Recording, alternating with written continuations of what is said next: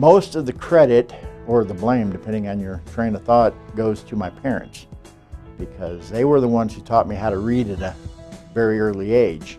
Taught me how to read, taught me to love reading, and that's kind of what transformed into wanting to write. My mom said I started writing when I was a little kid because I'd run out of things to read around the house, which I don't think is true because of how many books they had around the house, but it sounds like something my mother would have said.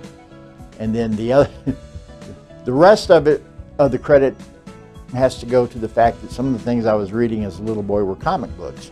I liked the fact that both Superman and the Green Hornet in their everyday identities worked for newspapers, and I knew I could never grow up to be Superman or the Green Hornet, but I had a fair shot at growing up to be Clark Kent or Britt Reed, so that's what I concentrated on.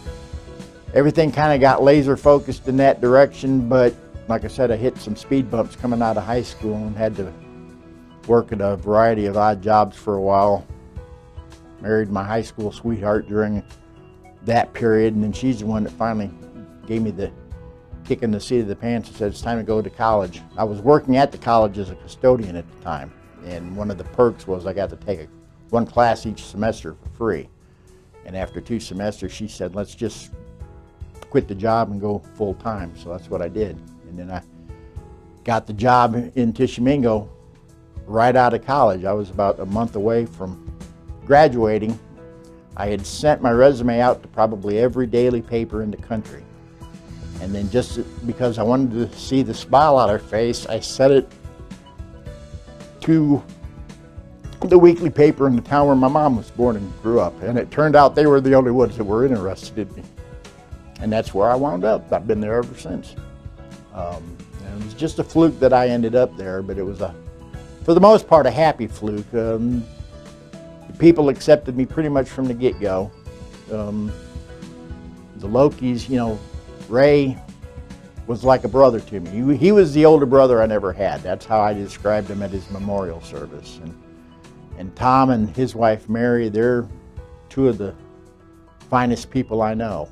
The fact that it kind of accidentally turned into something of a family affair. Melissa has her name in the staff box. She helps us. She's a registered nurse, but on Wednesday she helps us get the paper out to the stores and in the mail, and she has a little paper out of her own that she does. Both of my sons grew up delivering the newspaper up and down the street. Joshua is still working with me at the Sentinel now. He's staff photographer, and he designs the majority of our ads, and he's become an award winner along the way himself. William, he went on to other things. I don't know that his heart was ever quite as much into it. He enjoyed to get the money for the paper out, but he wasn't going, I knew early on he wasn't going to make a career out of it. But that's okay, because he's doing just fine as he is. He's got a wife and 2 little girls and doing just fine, so I'm proud of him. I'm proud of both of them. By and large, I'd like to think I've done a good job. I'd like to think I've served the community well. And they'll be the ones that make the final judgment on that, but I'd like to think that I have. So that's something.